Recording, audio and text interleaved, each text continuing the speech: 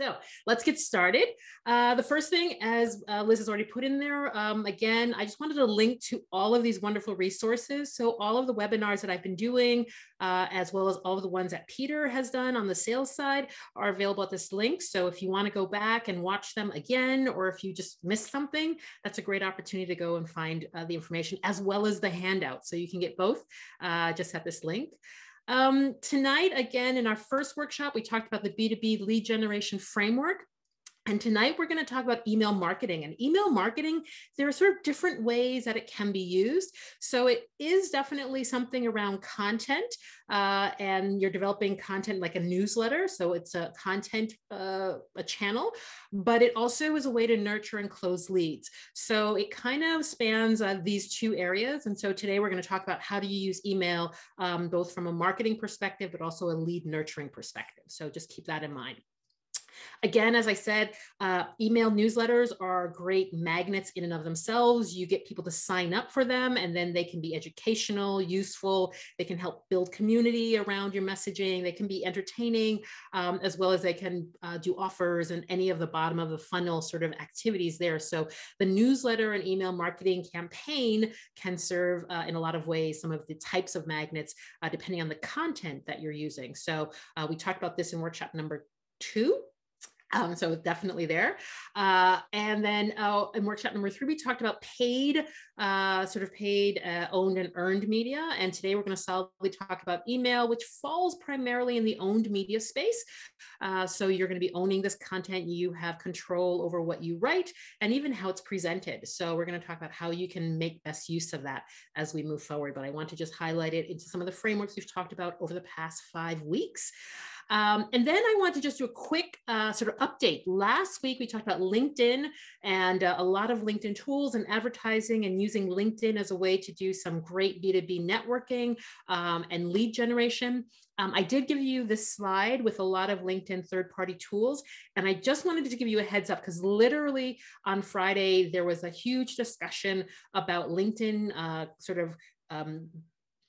preventing some of these services from being used or cracking down on them because they want you to use the LinkedIn Sales Navigator, which I did talk about. So while many of these are still fine, just be careful. And I just wanted to give a heads up for anyone who was here last week that just use these judiciously and make sure that you don't just go all in, because it could also block your account if you use them, and LinkedIn finds that you're kind of spamming the network. So keep that in mind. The ones that I have were all of the bigger ones and the ones that I recommended, but just a heads up. So I want to do that as a little bit public service announcement, because literally within the last week, things are starting to change. Welcome to digital marketing. So let's get started about tonight. And what are we going to talk about? So the first thing we're going to talk about email marketing.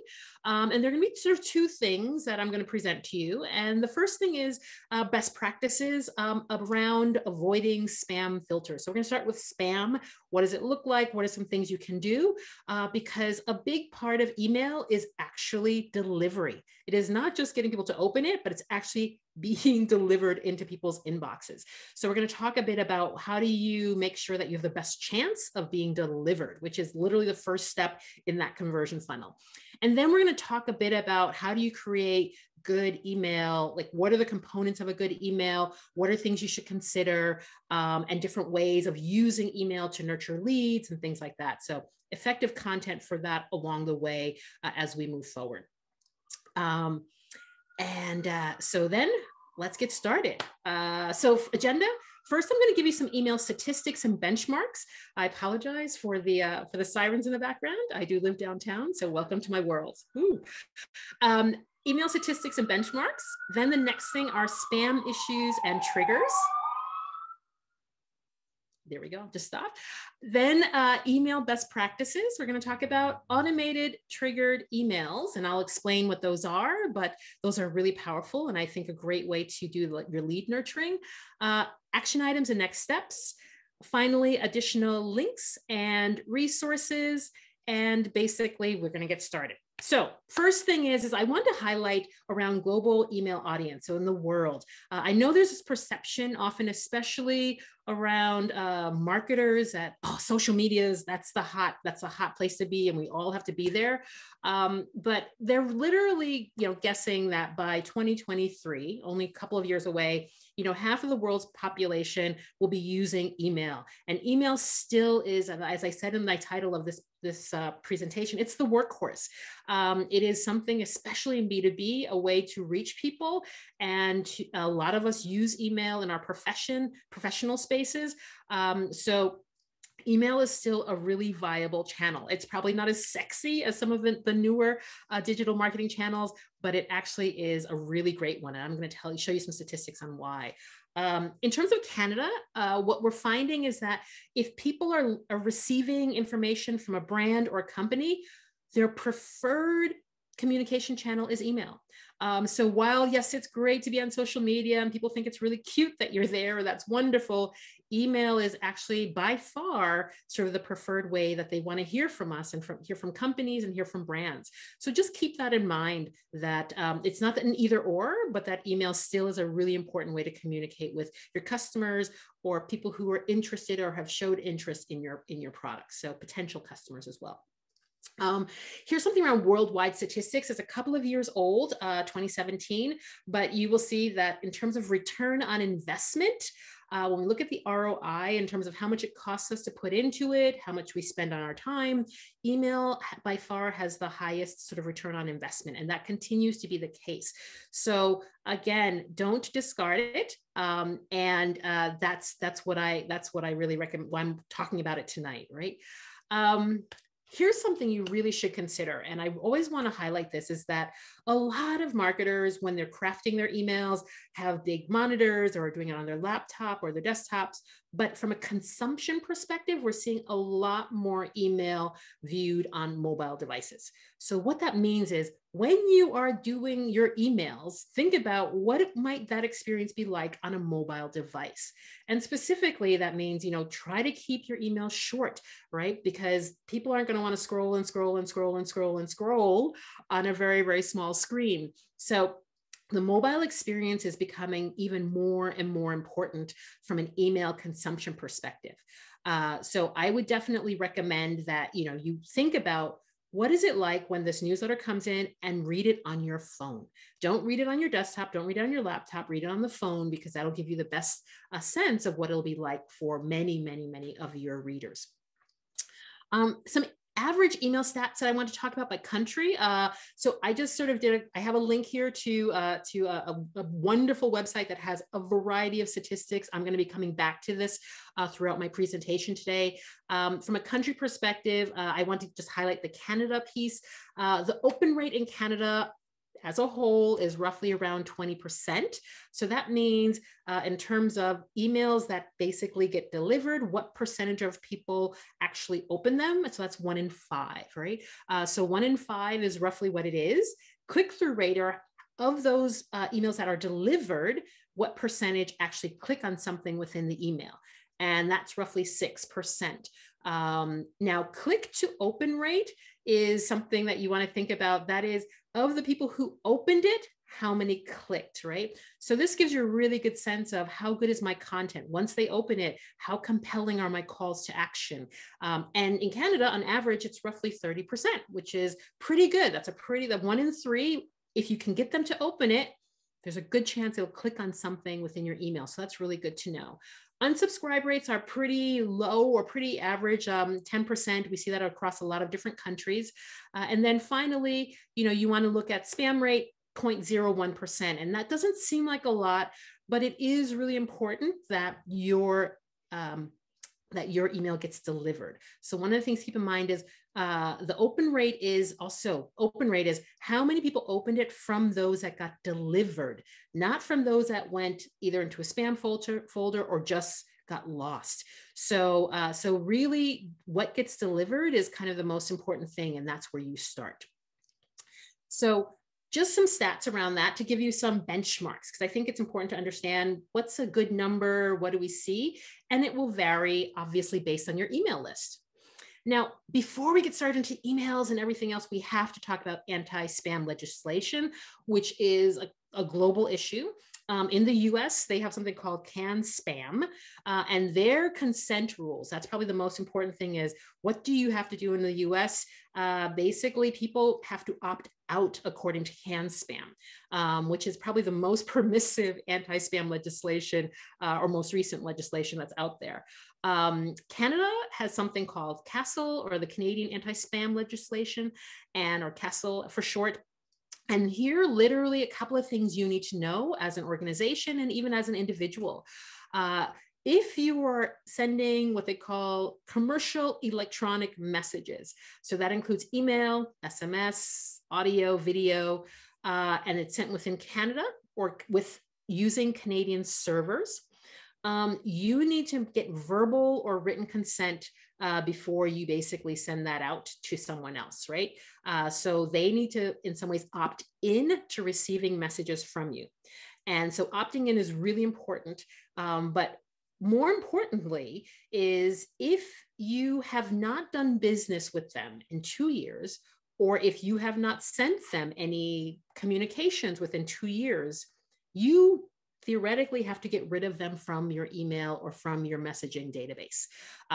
You basically, that implied consent is only good for up to 2 years. And after that, if you have not gotten sort of explicit that they're okay with it, you could be fined as a business up to $10 million, or if you're an individual, which is less likely, up to $1 million. So the question here is basically, you need to keep your lists clean. And I'm going to talk a little bit about what that means and why that's super important.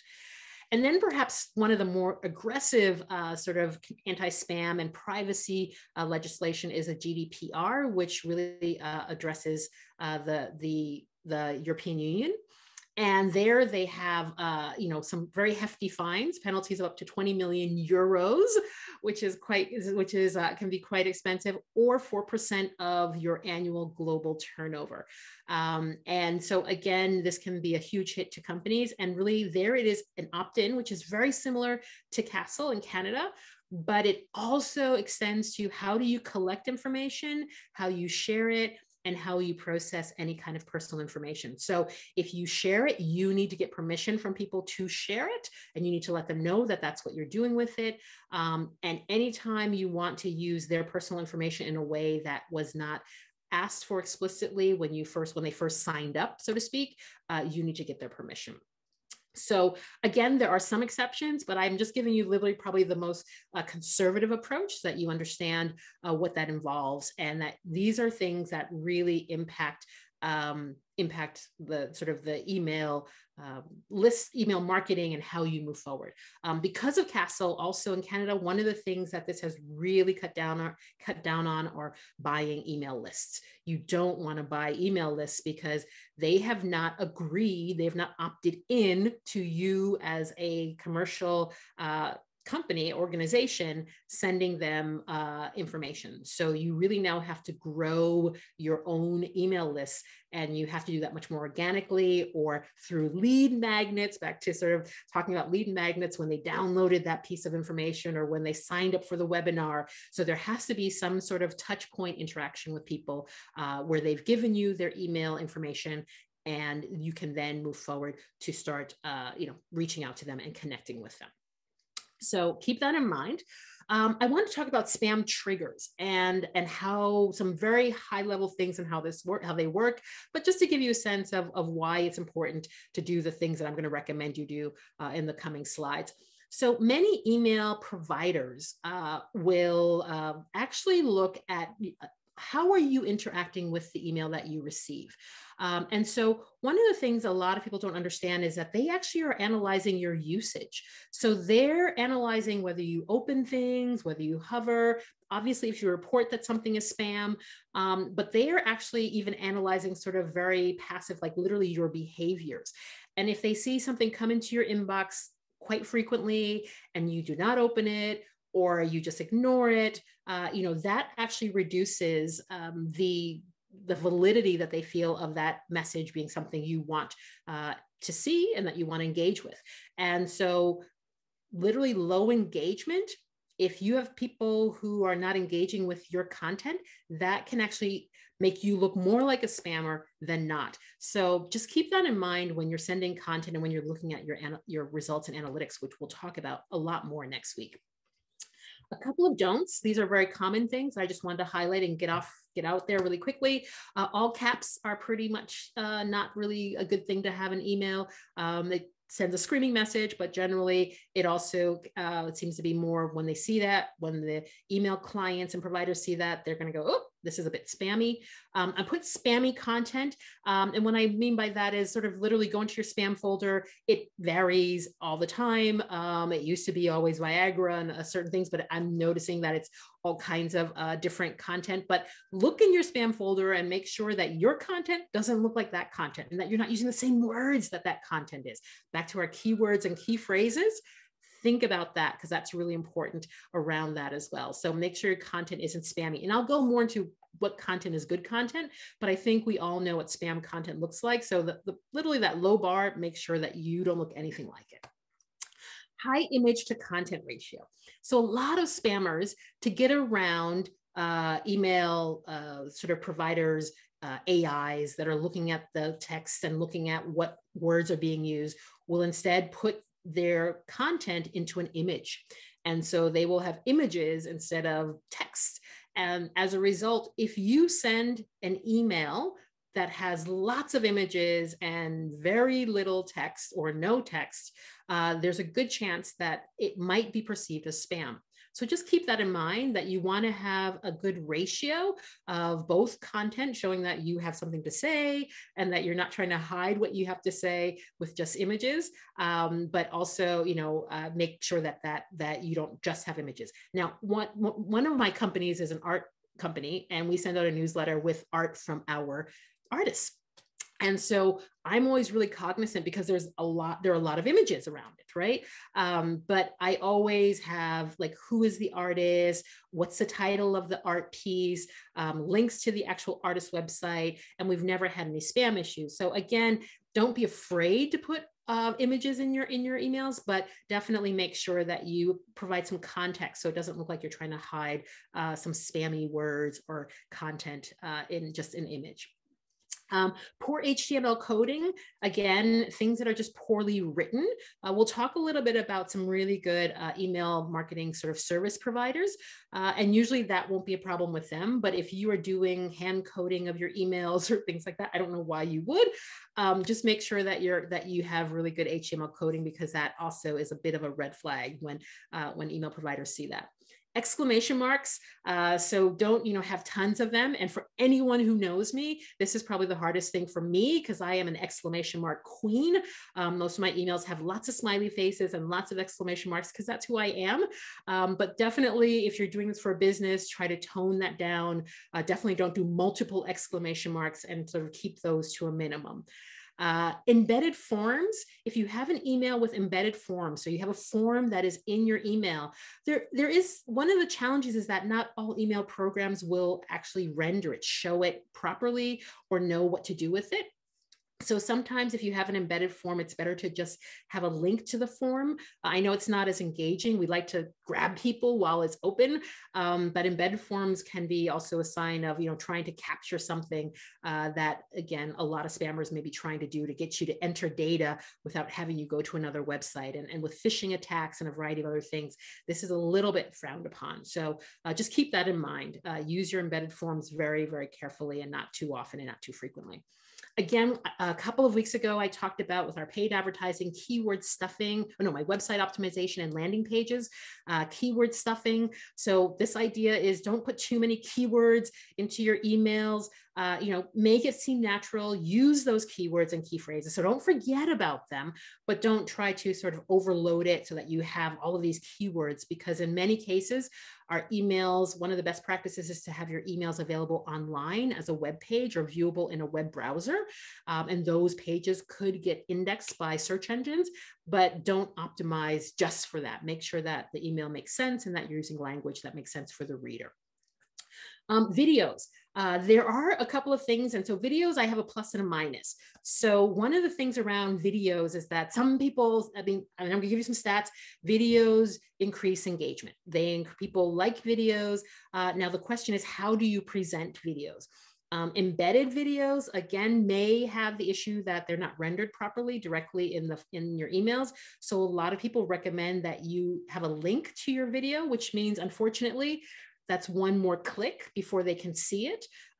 So there is a little bit of a balance here around videos. Yes, you want videos because they're really engaging, they're moving, and people can hopefully watch them there. But sometimes they don't render properly. And remember, mobile, back to mobile, right? What's that mobile experience? So sometimes just providing a link to the video works really well. Now, if you provide a link to a YouTube video and they're viewing it on Gmail, Gmail will bring it up sort of right there in the email so they can view it. So there are some little tweaks that can happen if people are using a certain email program to read it. But videos are, I would say, a little bit controversial within the e-marketing community. Some people are like, yes, lots of video. Others are like, minimize the embedded video and just use links. So I don't think there's a clear answer. Yes. So again, Tatiana, great question. I'm just getting to it. If you have a link to a YouTube demo video, it will not trigger corporate spam filters. In fact, one of the things that they recommend is that if you have videos that you actually link to them as opposed to embed them directly in the HTML itself. And so a link will be a much better way where they can just click on it to watch it. So that is the preferred method. But as a marketer, you kind of want to be right there. So I get that people are a bit torn, right?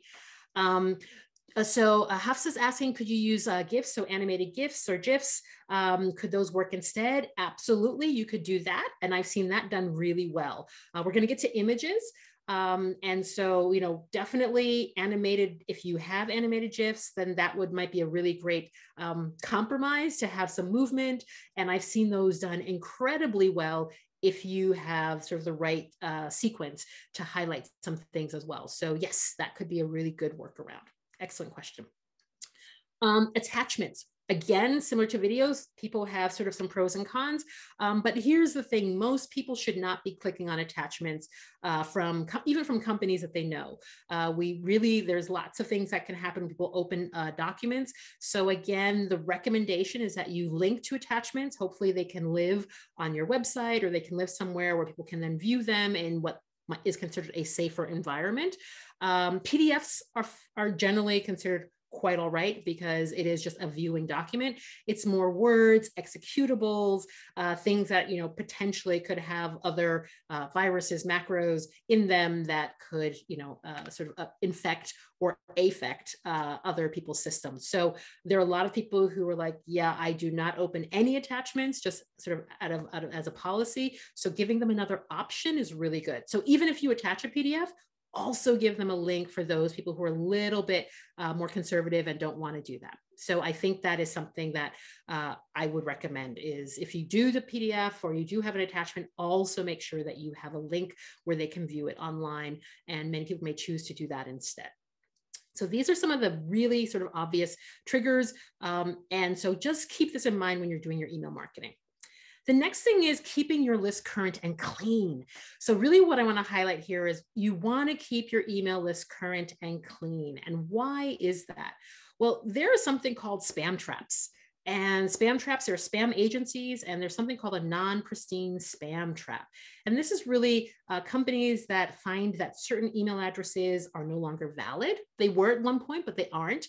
And then they will actually look to see who continues to send to those email addresses, even months or years after everybody knows that that's no longer a valid email address. So if you are not cleaning your email list and you continue to send to people that things are bouncing or that is no longer a valid email address, over time, if you continue to send to them, you will look more like a spammer than you will like a valid sort of marketer.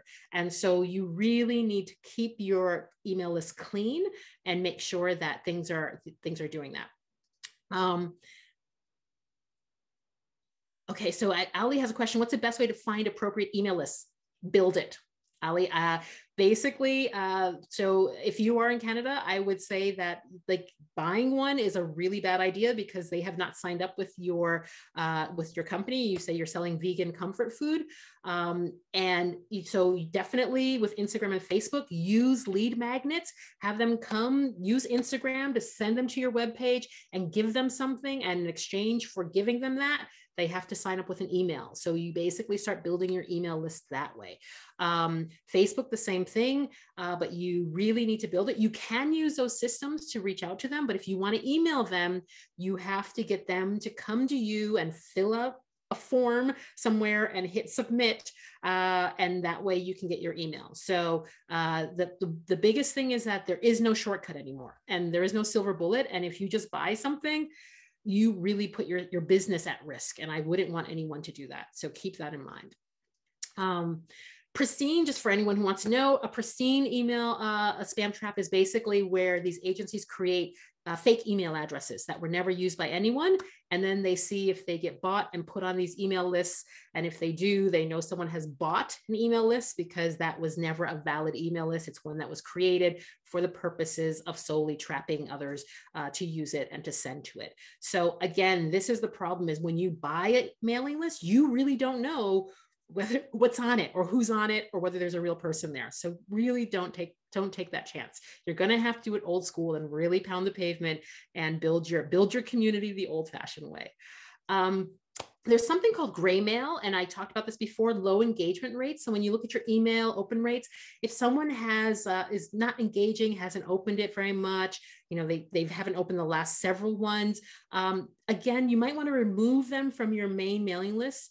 So the recommendation is to segment them out, get them out of that main mailing list that happens week after week, because the fact that people aren't engaging, and remember I said email providers go, are you opening it? Are you hovering over it? Are you paying attention to it? So there are lots of people who are watching what people do. And so what you might want to do is what we call a re-engagement campaign. And I'll talk about that a little bit later. But re-engagement campaigns really are re-engaging people who signed up at one point, but very specifically focusing on that. So you might want to move them out of your normal email newsletter and really focus on them from a re-engagement campaign. And I'll give you some examples later. Offer double opt-in. So double opt-in is when basically they sign up and then they immediately get an email saying, hey, you just signed up. Are you sure you want to sign up for this? And they say yes. So they've opted in maybe online, and then they get an email and they opt in yet again, twice. So that's the preferred way, because then you know that they are good with signing up for your list.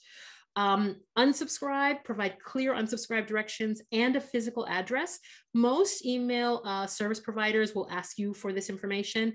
Again, on the email program side, a lot of them are looking for, does this newsletter or does this thing have an unsubscribe? Is there a physical address? So these are things that a lot of the systems and sort of machine learning is looking for in emails. So if you don't have it, you look more like a spammer than if you do. If you do, you look more legitimate. So keep that in mind as well. Offer HTML and plain text options. Many of you might say, well, who cares about plain text? Nobody reads plain text. Many people don't, but some people do. And some email servers still can only render plain text. Most sort of email service providers like Mailchimp and Drip and a variety of other ones I'll talk about shortly do allow you to build both at the same time and do that in an automated fashion. So as long as you're using those services, you should be good. But email that has both options tends to do better in terms of getting into people's inboxes. So this is also about getting into that inbox, right? Doing all the things you need to do to get into the inbox and just be seen, let alone then get opened. And give the option to view the email in a web browser. We've often seen that where you can view it in a web browser. So there might be people who are like, no, I don't want to, I just want to view it on a web page. So give them that option. Often it's at the very top of the email, but then they can open it and see it in a web browser. So those are some things of the do's that I would do. Other do's that I have here. Use a familiar sender name. So don't just be from like company ABC. ABC is great, ABC company, but every time I've done it, I've sent my company emails from Rochelle at X company, or, so Rochelle at whatever the title is. So they know it's coming from a person that really personalizes it and makes sure that things are happening. I noticed, just to go back, there was a question from Hafsa about HTML. Does anyone require coding experience? No. Most emails, if you use these systems, the automated systems I'm going to talk about, will do all of the HTML and make it look beautiful for you. So you don't need to understand how to do email coding for HTML coding for emails. So no worries. I'm going to talk about some systems that'll do it for you. And as long as you're happy with the way it looks, they handle all of that. So that's why you would use those services. Personalize the two fields. So again, we want to personalize the two fields. So if you can, make sure that it's coming to Rochelle, not to mailing list XYZ or to something very generic. Again, a lot of these services allow you to do that. So you want to personalize it whenever it's possible to maybe my first name. That helps in terms of getting into the inbox. You want to leverage, and this is where I sometimes see a lot of people do it, leverage what we call the preview or pre-header text to increase open rates. And what is that? So that is when it comes into your inbox, often you'll have who it's from, the subject of the actual email, and then there's a little bit of information there, and it's usually gray or it's something in a lighter color. And often it'll say something like, if you can't view this, click here to view it in a browser. For those kind of messages, they haven't optimized it and they haven't actually changed that content to be the most optimal thing. So this is literally an email I got this morning. And I thought about it and I was like, okay, this is marketing charts. I get these charts around marketing statistics, and it's the latest data and charts from MC. Quite honestly, that's a little bit of, I would feel wasted space, because if you had a narrow window, you would only see that. But then the featured article in this week's or this morning's inbox, or in this morning's newsletter, was almost 3 in 4 CMOs, chief marketing officers, say marketing's importance has risen in the past year. So again, remember that if whatever you're talking about, put that in that pre-header text, put that at the top of the newsletter so that people who are seeing a preview can know exactly what they're clicking on and what they can expect to find within that newsletter. If I were doing this, I might recommend, you could say latest data and charts. I don't know if you need to see MC. I know who it's from. It's from marketing charts. It says right there who it's from. So that's a little redundant, and maybe just say featured, get rid of articles, and then get to what you want to say. You want to get that important part as close to the beginning as you possibly can, so people read it, even if they only are showing a few characters of that line. Use alt tags for all your images. Again, mobile experience. Not everyone's mail program is going to automatically load your images. So make sure you have meaningful alt tags so they know what that image is. Or maybe they have a really low data plan and images. They're really, critical about which images they load in an email. So don't assume that everybody's seeing your images perfectly. And so the alt tags, make sure that you put whatever that is so they know why they should turn on images to actually see it, right? Make it worth their while. So don't just put like orange t-shirt, make it be like, what is a takeaway? Why do they want to see that, right? Why is this important that they see it? Keep it short and focused. Again, think about that mobile experience. Keep it short and focused.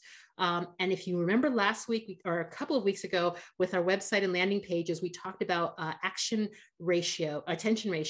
So limit the number of calls to action. If you have 20 things that somebody can click on in an email, you are basically taking your whole email reading audience and you're giving them 20 different options. And so some will click on this and some will click on that. So reduce the number of calls to action so you can really make sure they click on the things you want them to click on. If you have too many things, you're really fragmenting your audience, right? And you're distributing them across a lot of different things. So fewer, ideally 2 to 3 max would be perfect for an email. And that keeps it short and keeps it very focused, right? For B2B people, here, focus your email content on values-based, informational, and profit-based topics. So the content itself in a B2B thing, most B2B readers, most B2B customers are looking for things that are going to help them increase the value of their company and increase often their profit. So that could be helping them increase their revenues or reduce their costs. So that could be from a cost perspective, that could be getting rid of waste, being more efficient, saving on time.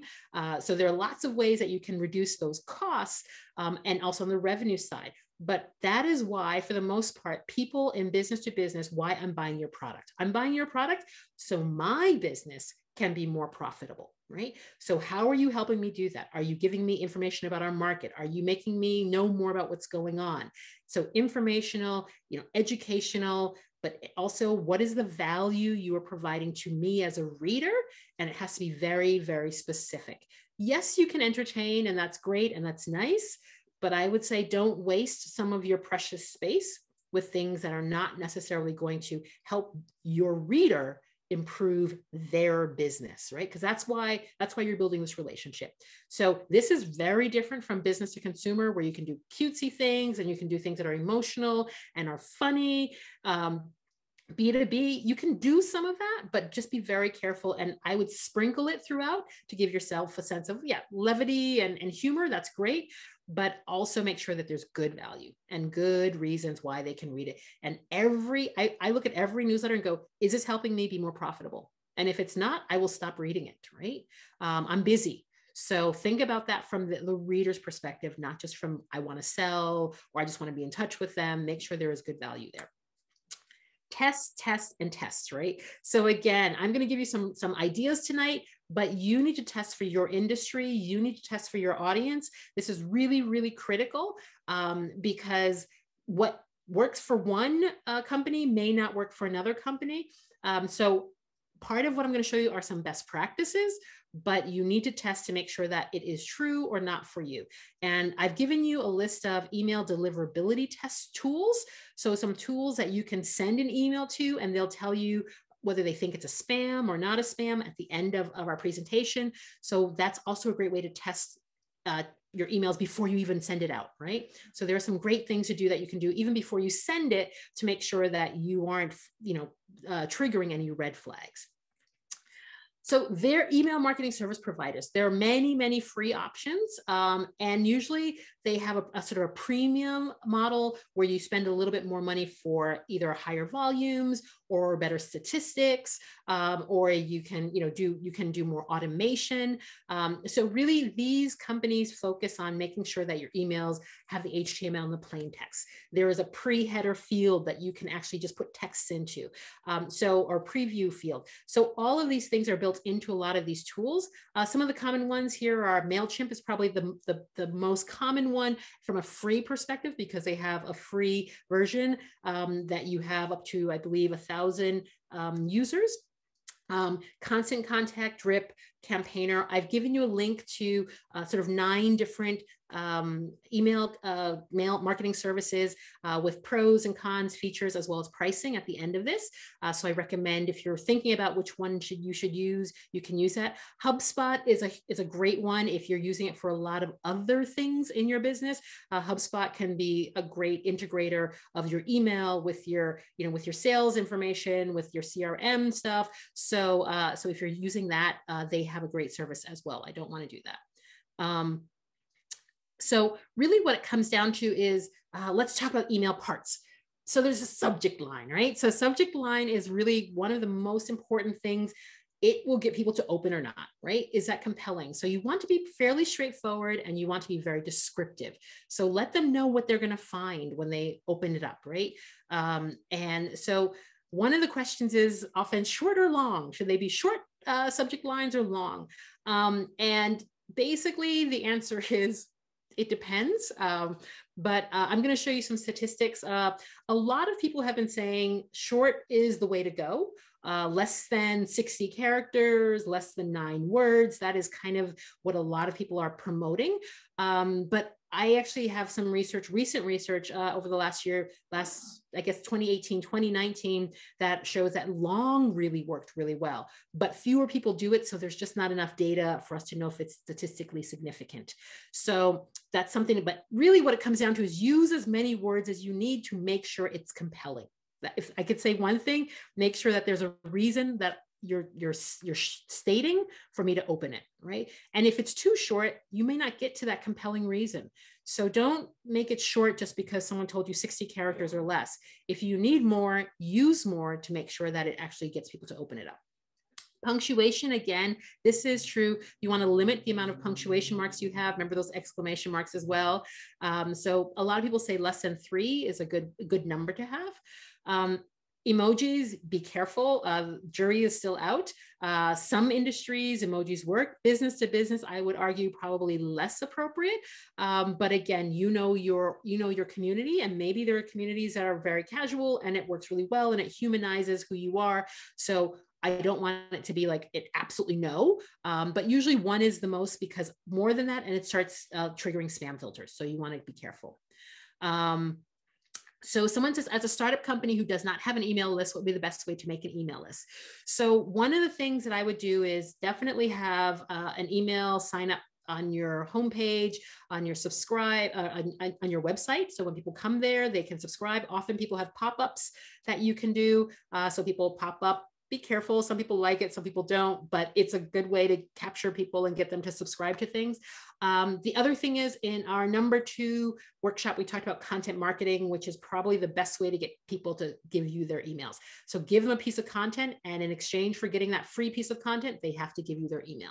So that could be, depending on your industry, give something away and get their contact information in exchange for that. So check out workshop number 2. And so basically, emojis carefully, avoid selling. Although again, test to make sure. So don't be like Rochelle said, don't sell. In some industries, selling makes sense, but the appropriate amount. Don't sell every email. Every email should not be selling. Again, in our content marketing one, we talked about that ratio of original, promotional, and curated content. Email is another piece of content, so don't sell every single email. Maybe it's once a month that you do that if you have a weekly one, or once a quarter if you're doing it once a month. So again, just make sure that you are adding value and that it's not just all about you. Email content. So again, we've talked a little bit about this. Make sure it's the appropriate format. So make sure you have that balance of image and videos versus text, and what's appropriate for your particular audience. So also make sure the images are appropriate for your audience. If it's highly professional, make sure you have professional videos. There's lots of great places where you can do that. Again, links in our workshop number 2, but definitely think about that.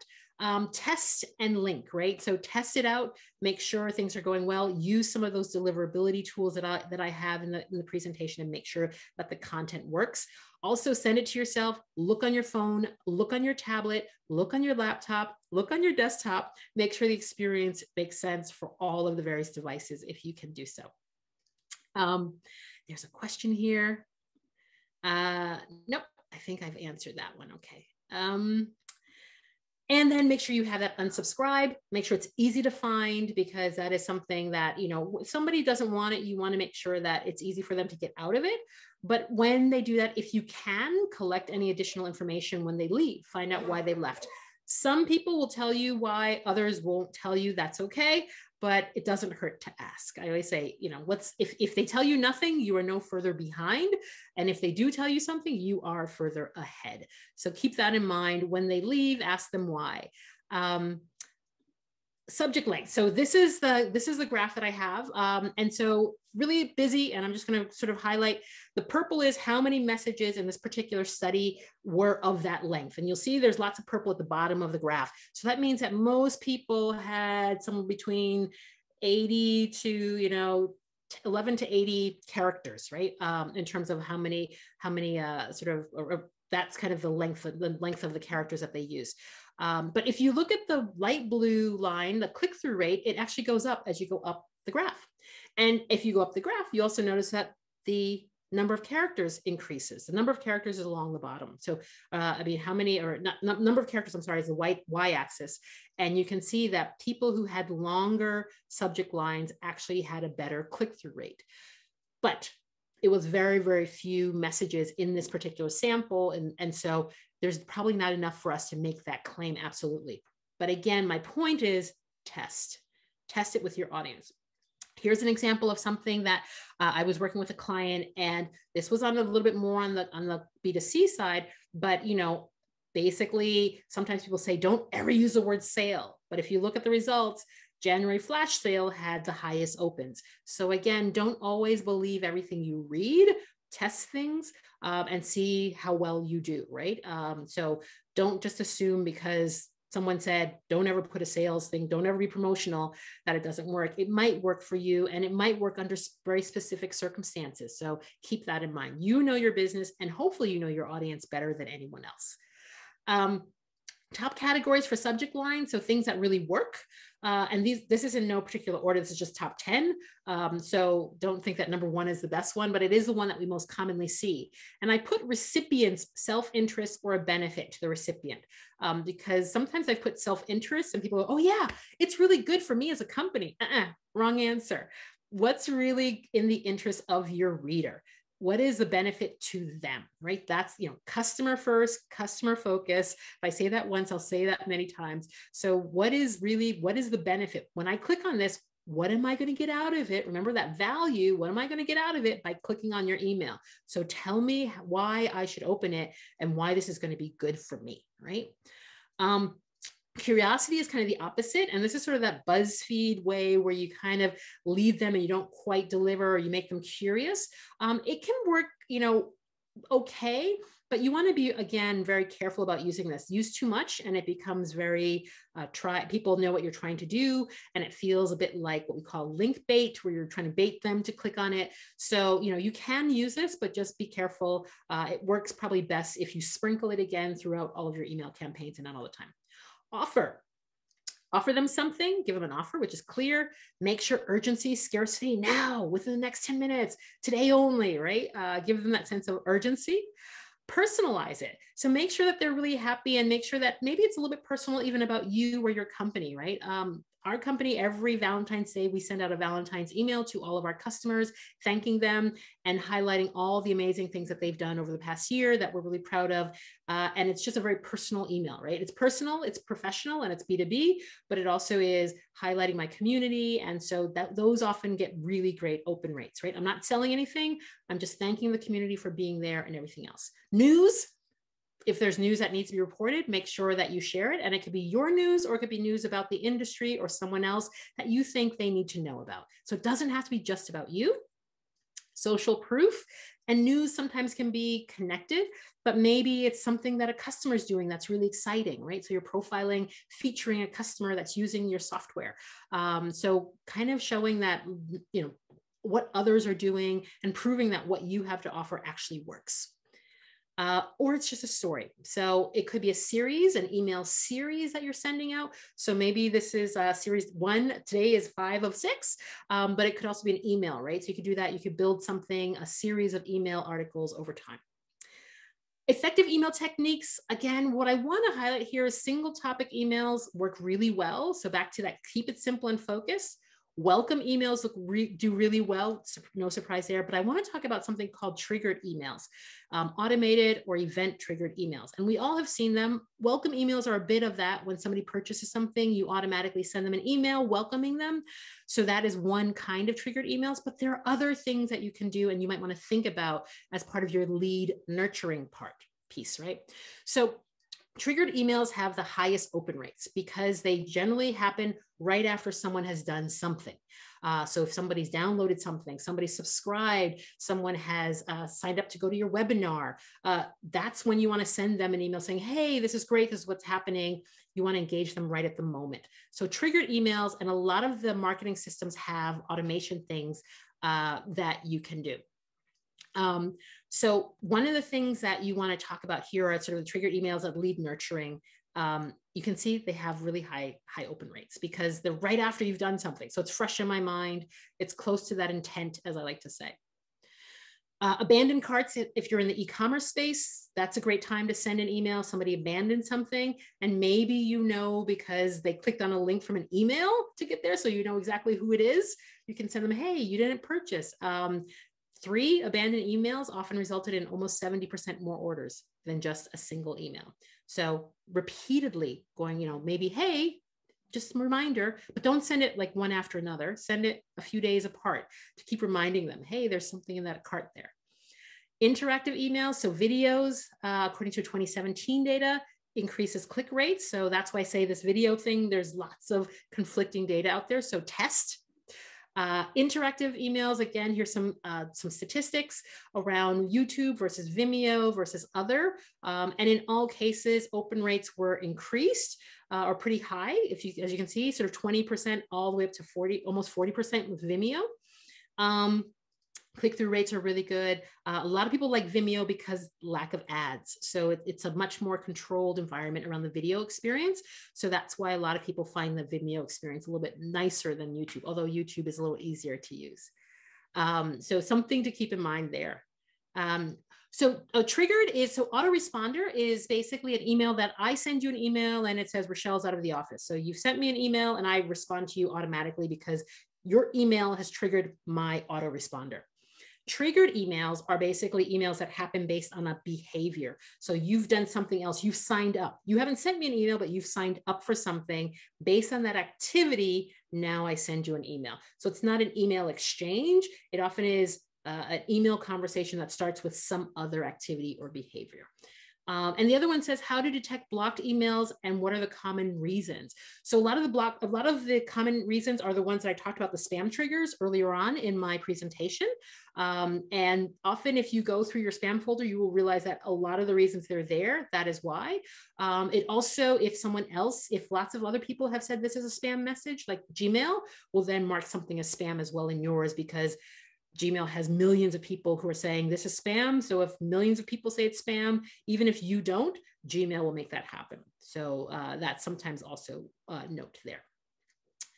Okay, so triggered emails. I'm coming in home stretch here.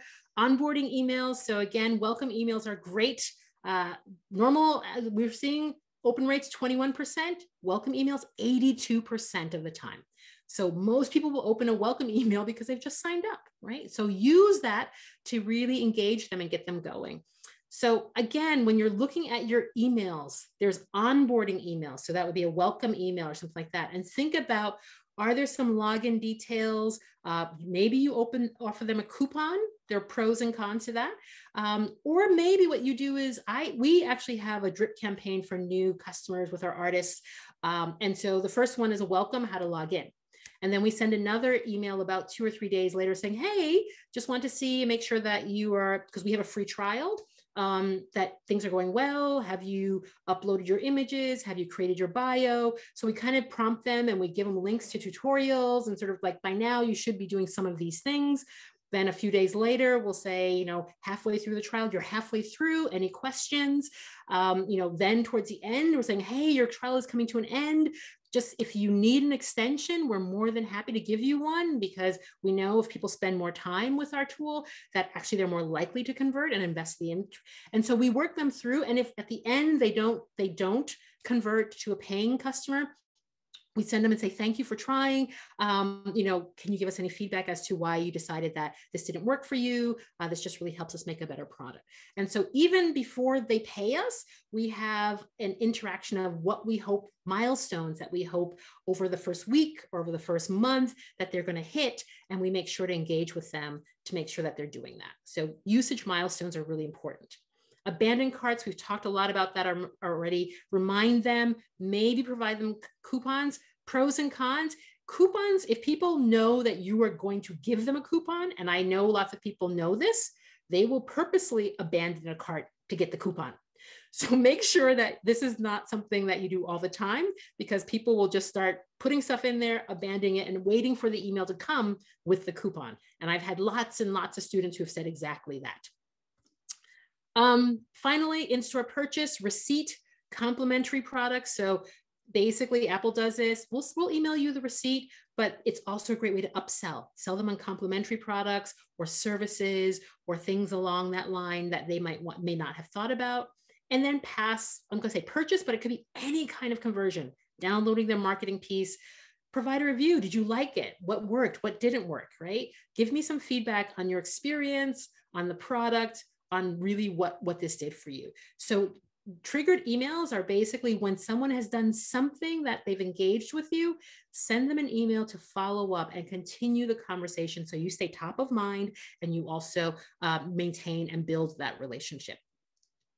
So I'm just closing it off here. Considerations. When you do triggered emails, typically 3 to 5 is a good number. So again, not too many. You don't want to feel like a spammer sending them 10 emails. And when you do that, make sure that you space them out. So, maybe the first one comes immediately, the next one a couple of days later, the next one even, for 5 days later, the next one 10 days apart. So like the distance between emails grows, but you're still staying in touch with them. So it doesn't feel like you're just like hounding them. You're not that sort of hard salesman that you're trying to do like a really, really hard sell. Content. Make sure that if people are interacting with emails, that you respond to that and you make sure that things happen in a way that makes sense. So for example, exit surveys should only go to people who have exited your service, right? That shouldn't go to somebody, that shouldn't be a welcome email. Seems pretty obvious, but basically these emails are connected to activities and behaviors. So make sure you have the right connections in place. And then the content within each email. Excuse me. Make sure that the content in the email is appropriate. So as I said in my sort of drip campaign, is sometimes we call that, where you sort of drip little bits. We do that for renewals as well. When we have renewals coming up, we actually start talking to our people about renewals, usually at least a quarter before like 90 days before the renewal happens, and like, hey, how's it going? Have you tried this? Have you done this? So that they're back engaged with our thing, so that by the time renewal comes back, it's not like, well, what did I sign up for? No, I'm not going to renew, right? Show them the value, make sure they understand, and just keep reminding them why you are there and how you are helping them be profitable, how you're adding value to their business, and things like that. So action items: incorporate your email marketing strategy into your content marketing strategy, your content calendars, and your lead nurturing strategy. So as you can see, email marketing can be part of that lead nurturing. When they do something, send them an email, follow up, expect them to be at certain places, give them tips just in time to get them to make this a habit. That's the goal. Your service and your product becomes a habit that they no longer can live without, right? Use your customer personas, interests, motivations, goals, challenges, pain points from workshop number 1, for those of you that remember, to drive that original and curated email content and topics. So again, in workshop 2, we talked about original content, content that you've created, and curated content, content that others have written. Find other really good articles and share those to show that you are a good sort of community citizen and that you're sharing the spotlight with others. So do that and use that content in your emails like you do in any other content marketing. Craft those compelling subject lines and the email content for your audience. Make sure it's compelling. And remember from our website, optimization and landing pages workshop, those keywords and key phrases, continue to use those, right? So keywords and key phrases should be part of all content you create, no matter the channel. And then finally, review the email marketing articles and there's a free email course, a 3-hour HubSpot free email course that I would recommend that you want to take if you want to dive into this even further. And afterwards, I've given you tons and tons of, or not tons, I've given you like 7 or 8 examples, literally images, screenshots of some email examples that I think are pretty good examples of re-engagement campaigns and things along those lines. As usual, I have a bunch of additional resources. And as I said, here is your email deliverability test tools. So you can go and check those out and some descriptions of how to use those if you want to test your emails before you even send them. So all of these are really, really good ideas, and hopefully that helps you. There's a link now to all of my past presentations. So tonight is really a culmination of a lot of things we've talked about over the past 5 weeks. So hopefully you're starting to connect the dots and recognize that things I've talked about earlier on still are important, and we need to continue using them for tonight's for email marketing as well. Next week, we get to talk about analytics and what you measure and how do we know what's working and things like that. So I look forward to that. But, and here, I'm just going to put them on the screen. These are the automated trigger email examples that I have. I have a welcome one, an informational one, re-engagement or next steps. So if somebody's like, oh, we've noticed you haven't done something, promo office, promo reminder. And these are all from a B2B perspective. Friend invite, upsell, and exit survey. So you should be able to see those in the handouts as well from what we're going. So thank you so much. I really appreciate all of your questions. I'm glad to see if many of you found this helpful. And again, another packed evening, but hopefully you now are pulling all the pieces together and recognizing how everything you do ties together from a digital marketing perspective. So thank you. Thank you, Michelle. Thank you, everyone. We are just past 6, so if you have to go, thank you for joining us. We'll see you next time. We're happy to stay for another 5 minutes to answer questions, but so ask away. Otherwise, have a nice evening. And I am totally one of those people who puts stuff in a cart and then leaves it. So. So there you go. Yes, I think there are lots of people who do that. And literally, I've had students who are like, "Oh, I just do that because I know I'll get a coupon later on." So, that is definitely something you want to keep in mind. So, and test. That's what I have to say, because again, I'm giving you some tips, but not every tip is appropriate for every industry. So you really need to make sure that it works for you. And that's the only way to know for sure. Yeah, no, thank you. I was taking notes. I'm always trying to figure out the spam rules. I'm like, are we allowed to do this? Can we? So yeah, that was like, oh, finally, I understand. Oh yeah. I know it was a lot at the beginning with that, but I just want to make sure people understand what the parameters are. Yeah. So. All right. Well, I don't see any more questions coming in, but you're welcome to everyone who's been saying thank you.